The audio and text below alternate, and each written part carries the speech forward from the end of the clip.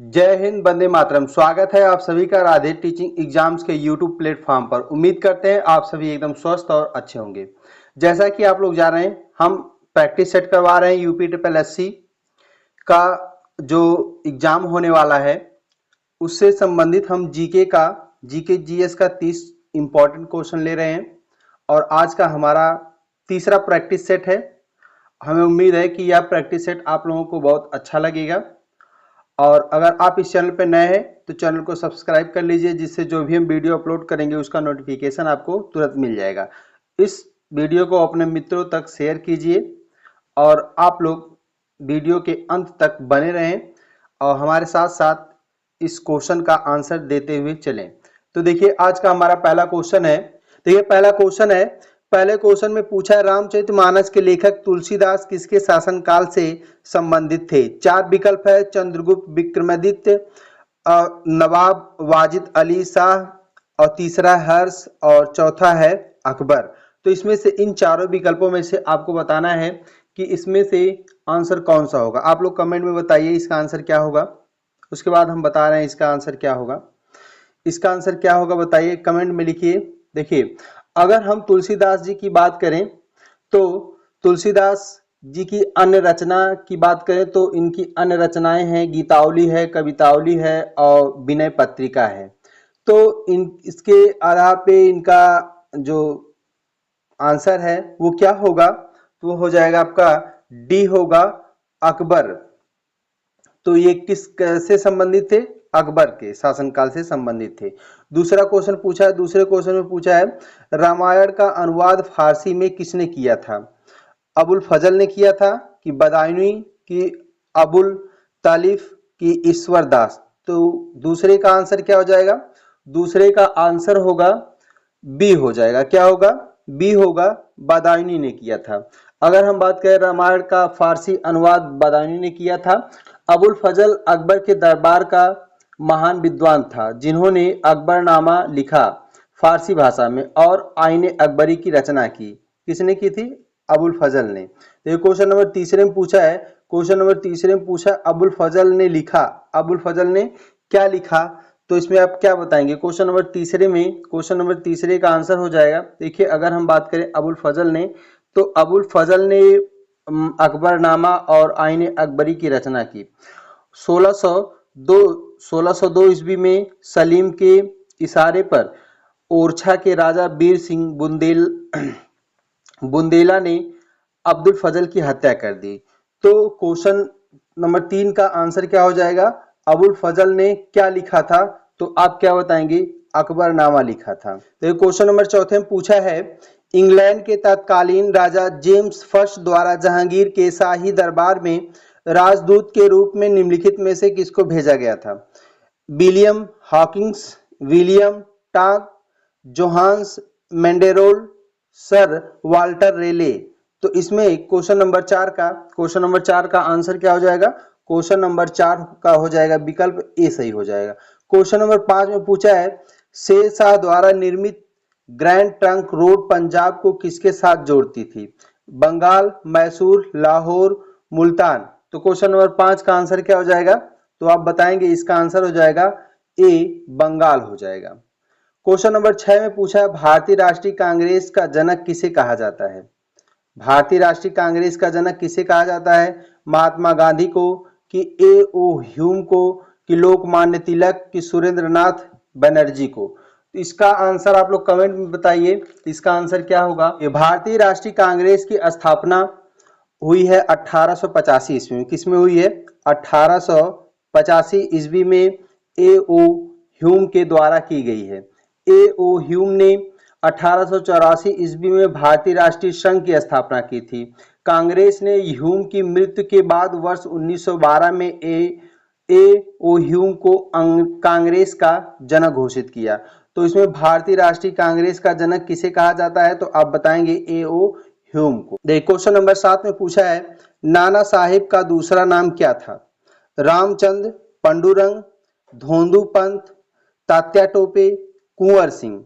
तो नाना साहेब का पूरा नाम, दूसरा नाम क्या था, तो इसका नाम क्या बताएंगे। ये देखिए, पेशवा बाजीराव द्वितीय के दत्तक पुत्र का नाम नाना साहेब था। उसका वास्तविक नाम क्या था, तो धोंतू पंथ बताएंगे। तो क्वेश्चन 7 का आंसर हो जाएगा बी, धोंतू पंथ हो जाएगा। क्वेश्चन नंबर 8 में पूछा है, निम्न ब्रिटिश व्यक्तियों में से किसने स्वीकार किया था कि 1857 का विद्रोह एक राष्ट्रीय विद्रोह था? Lord Dalhousie, lord Canning, lord Ellenborough, Disraeli. तो क्वेश्चन नंबर 8 का आंसर क्या हो जाएगा, आप बताएंगे डिजरायली, डी हो जाएगा। तो क्वेश्चन नंबर 9 में पूछा है, उस समय ब्रिटिश भारत का तत्कालीन गवर्नर जनरल कौन था जब सती प्रथा अवैध और दंडनीय घोषित की गई थी? तो इसमें आपका क्वेश्चन 9वें का आंसर क्या हो जाएगा, 9वें का आंसर क्या होगा, सी हो जाएगा, लॉर्ड विलियम बेंटिक हो जाएगा। तो क्वेश्चन नंबर 10 में पूछा है, आर्य समाज के संस्थापक कौन थे?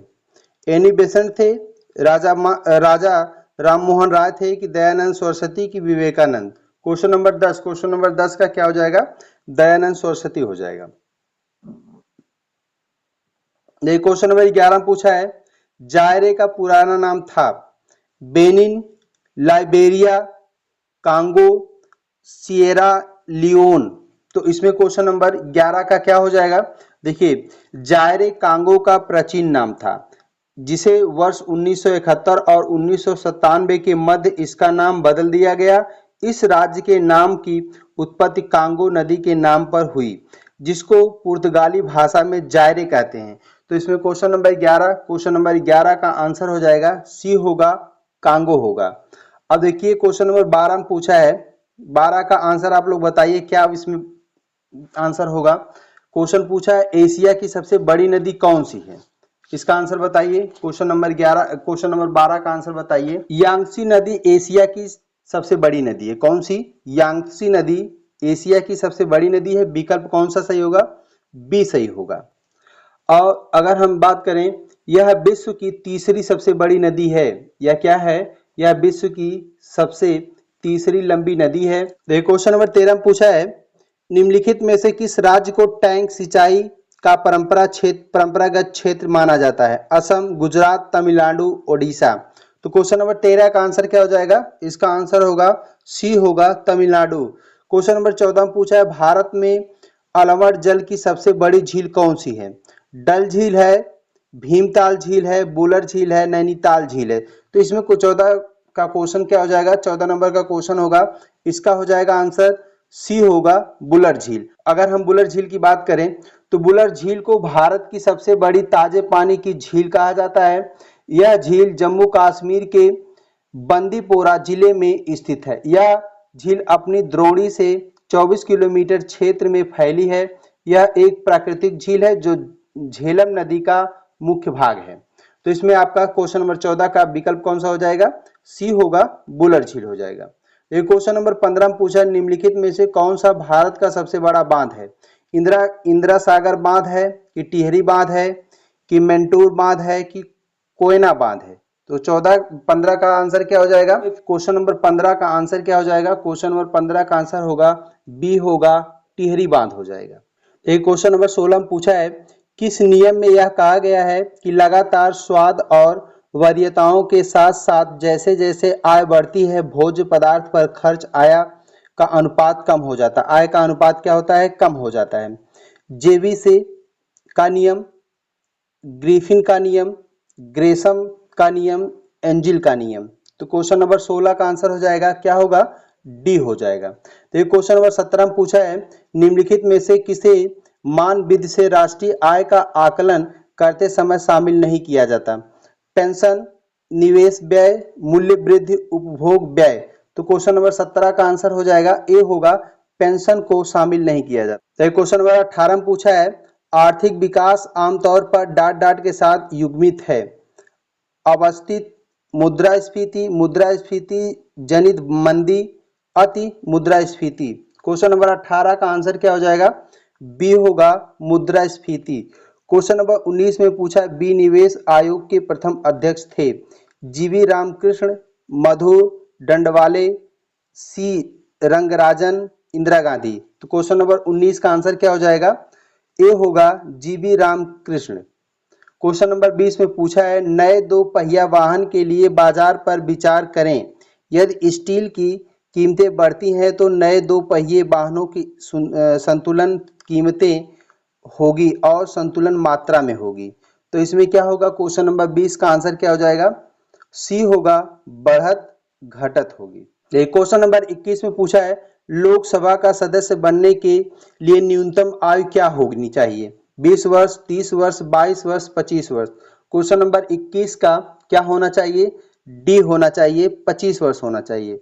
22 में पूछा निम्नलिखित में से कौन विधायिकीय सत्र का सत्रावासन करने की अधिसूचना जारी करता है, सभापति करता है कि अध्यक्ष करता है कि राष्ट्रपति की प्रधानमंत्री। क्वेश्चन नंबर 22 का आंसर हो जाएगा सी होगा, राष्ट्रपति हो जाएगा। तो क्वेश्चन नंबर 23 में पूछा है भारत में नए राज्य का गठन डॉट डॉट से होता है, विशेष बहुमत से होता है, सरल बहुमत से होता है, बिना किसी बहुमत से, इसमें से कोई नहीं। क्वेश्चन नंबर 23 का आंसर हो जाएगा बी होगा, सरल बहुमत से। तो क्वेश्चन नंबर 24 में पूछा है उत्तर प्रदेश से राज्यसभा में कितने सदस्य निर्वाचित किए जा सकते हैं, 22 किए जा सकते हैं कि 39 की, 31 की, 18।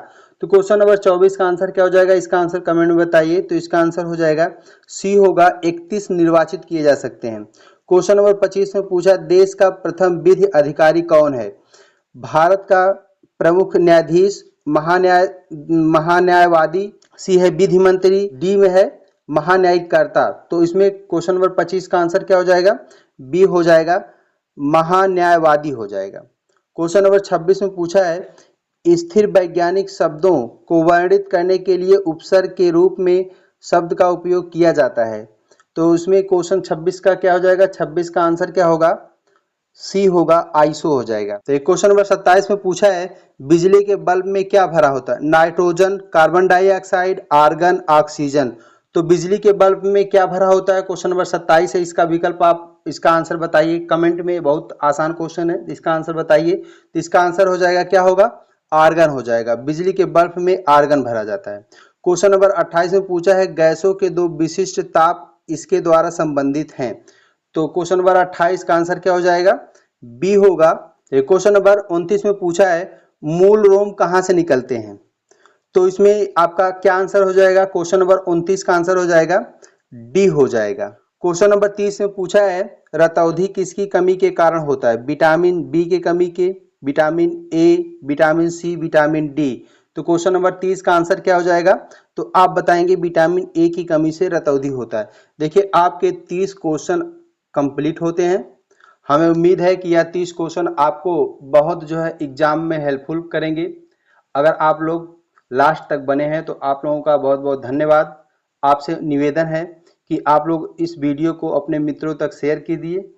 चलिए तो मिलते हैं किसी नेक्स्ट वीडियो में, तब तक के लिए धन्यवाद।